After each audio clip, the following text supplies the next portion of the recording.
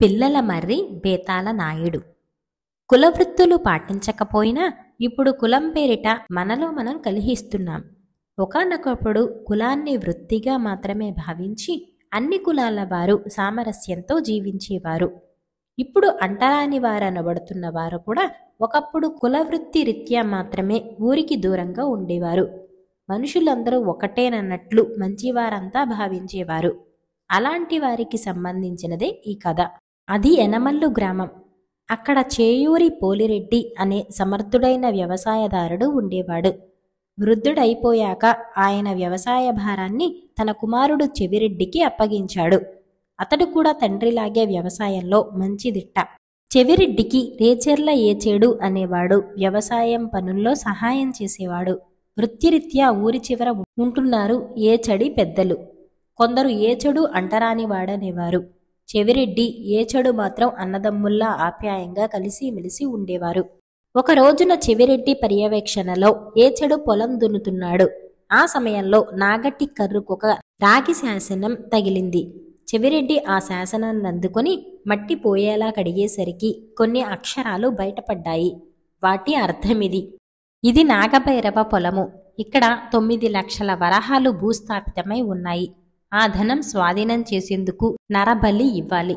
నరబలి ఇవ్వకుండా ఇక్కడ తవ్వటానికి ప్రయత్నిస్తే ఆ వంశం నాశనమవుతుంది. ఈ వివరాలు ఏచెడు కూడా విన్నాడు. అతడు వెంటనే, చెవిరెడ్డి, ఎంత ఆస్తిని ఉత్తినే పోనివ్వకు, నన్ను బలిచ్చి దీన్ని స్వాధీనం చేసుకో అన్నాడు. ఈ మాటలకు చెవిరెడ్డి ఆశ్చర్యపడి, ఎవరైనా తమ కోసం కలకాలం జీవించాలని, జీవిస్తూ సుఖపడాలని అనుకుంటారు. నీవేమిటి నా కోసం నీ జీవితాన్ని త్యాగం చేయాలనుకుంటున్నావు అని అడిగాడు. అందుకు ఏచెడు నవ్వి, అయ్యా, ఎవరికైనా తన వంశం పేరు పొందాలని ఉంటుంది. ప్రస్తుతం మేమున్న పరిస్థితుల్లో మా కులం వారు పేరు తెచ్చుకునే అవకాశం కనిపించటం లేదు. మా వాళ్లేమో తమకున్న దానితోనే తృప్తిగా ఉంటున్నారు. నాకు మాత్రం అదంతా తృప్తిగా లేదు. నేను మనస్ఫూర్తిగా బలికి సిద్ధపడతాను. అదయ్యాక నీవు నా పేరుతో ఒక గ్రామం కట్టించాలి. ఇక నుంచి నీ వంశీకులు నా పేరే గోత్రం కావాలి. నీ ఇంట్లో పుట్టే మగపిల్లలందరికీ ఏ పేరు పెట్టుకున్నా చివర నా పేరు కూడా జతపడాలి. మీ ఇంట జరగబోయే ప్రతి పెళ్లికి ముందు మా ఇంట ఒక పెళ్లి జరిపించి తీరాలి. అందుకు మీకు అంగీకారమేనా అన్నాడు. చెవిరెడ్డి అతడి వంక ఆప్యాయంగా చూసి, నీ మాటలే నాకు రత్నాల మూటలు. నీ వంటి మంచి మిత్రుణ్ణి 9 లక్షలేమిటి, 90 కోట్ల వరహాలిస్తామన్నా బలి ఇవ్వను. చదువు లేక నీలో మూఢనమ్మకాలు పేరుకుపోయి ఈ శాసనాన్ని అక్షరాల నమ్ముతున్నావు. ఈ శాసనాన్ని దుష్టులెవరైనా ఇక్కడ పెట్టి ఉండవచ్చు. అలాంటప్పుడు ఇక్కడ డబ్బు ఉండదు. ఒకవేళ నిజాయితీ పరులే ఇక్కడ పెట్టి ఉంటే నరబలి కోరటంలో వారి ఉద్దేశ్యం వేరే అయి ఉంటుంది. పొలాన్ని దున్నే రైతులకు మాత్రమే కదా ఈ రాగి శాసనం కంటపడేది. అలాంటి వారు నరబలికి పూనుకోరు కదా. అంత సులభంగా ఈ నిధి ఎవరికీ దక్కకూడదని వారి అభిమతం. అసలు 9 లక్షల వరహాలను వారసులకివ్వకుండా భూస్థాపితం చేశారంటే డబ్బు నరబలిని కోరుతుందని వారి భయమే ఉంటుంది. ఈ శాసనం ఆ విధంగా డబ్బులోని ప్రమాదాన్ని కూడా హెచ్చరిస్తుంది అన్నాడు. అయితే నువ్వేం చేయదలుచుకున్నావు అన్నాడు ఏచెడు. నేను ఇక్కడ తవ్వుతాను. అందువల్ల నా వంశం నాశనమవుతుందన్న భయం నాకు లేదు. మంచివాళ్లను దేవుడు కూడా శపించలేడని నాకు గట్టి నమ్మకం. ఒకవేళ ఇక్కడ డబ్బు గనక దొరికితే నేను నీ కోరికలన్నీ తీర్చగలనని కూడా మాట ఇస్తున్నాను, సరేనా అన్నాడు చెవిరెడ్డి. ఏచెడు తనను బలివ్వమని చెవిరెడ్డిని ఎంతగానో బ్రతిమలాడాడు. ఎప్పటికీ అతగాడు వినకపోయేసరికి, అయితే రేపటిదాకా ఆగుబాబు, ఈ రోజంతా దేవుణ్ణి ప్రార్థించుకొని ఏ ఆపదలు కలగకూడదని కోరుకో. ఈ మాత్రమైనా నా మాట విను అన్నాడు. చెవిరెడ్డి సరేనని వెళ్ళిపోయాడు.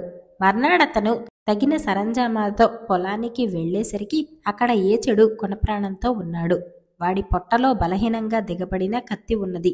ఏచెడు చెవిరెడ్డిని చూసి హీనస్వరంతో, బాబూ, నేను ఈ శాసనాన్ని నమ్మాను. నీ వంశం నాశనం కావటం నేను భరించలేను. అందుకే నన్ను నేను బలిచ్చుకున్నాను. ఈ నిధి స్వాధీనం చేసుకో, నా కోరిక తీర్చుకో అంటూ ప్రాణాలు విడిచాడు. మిత్రుడి కోసం చెవిరెడ్డి ఎంతోసేపు దుఃఖించాడు. తగిన విధంగా అతడి అంతిమ సంస్కారం జరిపించే ఏర్పాటు చేశాడు. రాగి శాసనం కథ మాత్రం ఎవరికీ చెప్పలేదు. తర్వాత ఆ స్థలంలో తవ్వితే అతడికి శాసనంలో చెప్పిన ప్రకారం నిధి లభించింది. తన కోసం బలిదానం చేసిన రేచర్ల ఏచడి పేరున ఆ పొలంలోనే రేచర్ల అనే గ్రామాన్ని నెలకొల్పాడు చెవిరెడ్డి.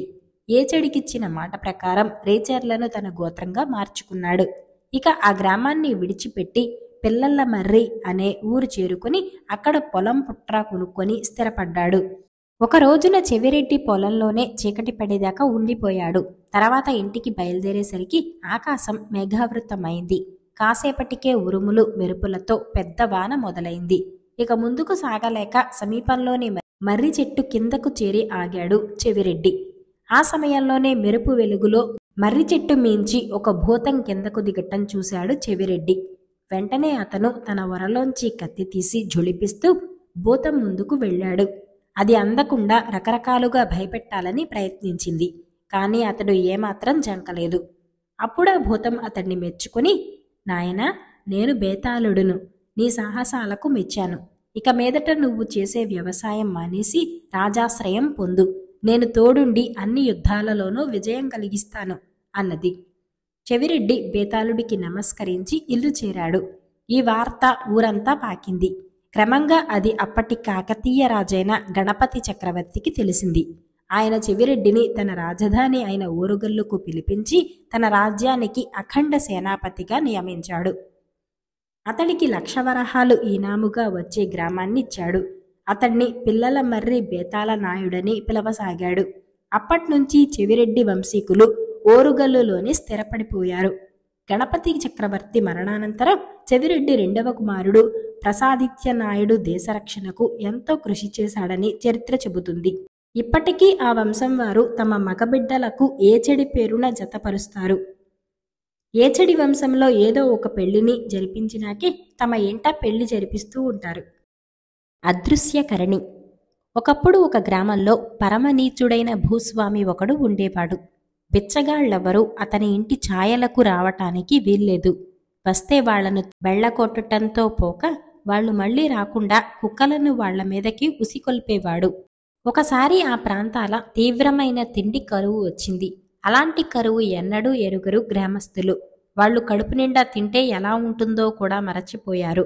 భూస్వామి వద్ద చాలా ధాన్యం ఉన్నదని వాళ్లకు తెలుసును. కాని జనం ఎంత ప్రాధేయపడినా ఆ కర్కోటకుడి మనసు కరుగలేదు. ఆ పరిస్థితిలో ఒక యువకుడు ఆ భూస్వామి మనస్సు కరిగించి ధాన్యం తెస్తానని బయలుదేరాడు. వాడు భూస్వామి ఇంటి ముందున్న తోటలోకి ప్రవేశించి ఒక ఎత్తైన చెట్టు కింద కూర్చొని దీక్షగా చెట్టు కొమ్మలలోకి చూడసాగాడు.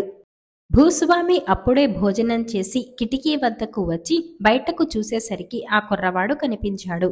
వాడేదో దుర్బుద్ధితో వచ్చాడని భూస్వామి, ఎవడ్రా అది, ఏం చూస్తున్నావక్కడ అని కేక పెట్టాడు. ఆ యువకుడు ఆ కేకలేవీ వినిపించుకోకుండా అలాగే చెట్టులోకి పరీక్షగా చూస్తూ ఉండిపోయాడు. భూస్వామి బయటకు వచ్చి యువకుణ్ణి సమీపించి, ఏమిటి అలా చూస్తున్నావని అడిగితే పలకవేం, చెవుడా అన్నాడు. మరేం లేదు, గూడు కోసం చూస్తున్నాను. నిన్న అగ్నిపక్షి ఈ చెట్టు మీద వాలటం చూశాను. ఇక్కడ ఆ పక్షికాన్ని గూడు పెట్టిందో అందులో మంత్రపు మూలిక ఉంటుంది. మీకు మాత్రం తెలీదా? అదిగో గూడు అన్నాడు యువకుడు. మంత్రపు మూలిక ఏమిటా మంత్రం అని భూస్వామి అడిగాడు. అదొక అమూల్యమైన మూలిక. 1000 ఏళ్లకొకసారి పూస్తుంది. ఆ పూత కాయ కావటానికి మరో 1000 ఏళ్లు పడుతుంది. కానీ దాని చిన్న రెమ్మలలో కూడా అద్భుత శక్తి ఉంటుంది అన్నాడు యువకుడు. ఏమిటి దానికుండే అద్భుత శక్తి? ఆ మాట చెప్పవేం అన్నాడు భూస్వామి చిరాకుగా. ఒకటేమిటంటే దాని చిన్న కాడ తలలో పెట్టుకున్నా మనం అదృశ్యమైపోతాం. మనని ఎవ్వరూ చూడలేరు. అప్పుడు మనం ఏది పడితే అది చెయ్యొచ్చు. ఇంకొకటేమిటంటే అని యువకుడు చెప్పబోతుండగానే భూస్వామి, పో ముందు ఇక్కడ్నుంచి అని అరచి హంగామా చేశాడు.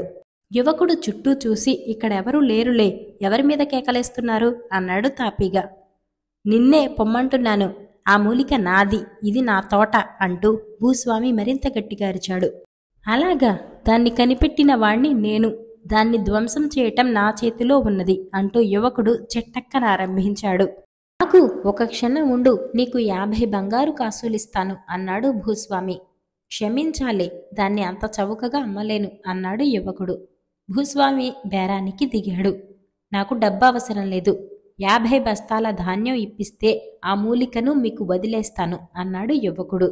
భూస్వామి బలవంతాన ఒప్పుకున్నాడు. యువకుడు ధాన్యం పట్టుకుపోయి దాన్ని గ్రామంలో ఉండే బీదకు బిక్కికి పంచేశాడు. ఈ లోపల భూస్వామి తన నౌకర్ల చేత చెట్టు మీద నుంచి గూడు దింపించి తన భార్య దగ్గరికి పట్టుకుపోయి, ఏం జరిగిందో చెప్పుకో అన్నాడు ఆనందంతో పొంగిపోతూ. నాకేం తెలుస్తుంది, ఎవడి నెత్తినో చేయి పెట్టి ఉంటావు అన్నది భార్య. నువ్వు కనుక్కోలేవులే, ఒక మంత్రపు మూలిక సంపాదించాను, దానితో మనం అంతులేని డబ్బు సంపాదించుకుంటాం అన్నాడు భూస్వామి. అతని భార్య గూడుకేసి అనుమానంగా చూస్తూ, ఇదే నా మంత్రపు మూలిక అన్నది. దాని నిండా పుల్లలు గడ్డిపోచలు ఉన్నాయి. ఈ పుల్లలలో మంత్రపు మూలిక ఏదో మనం తెలుసుకోవాలి.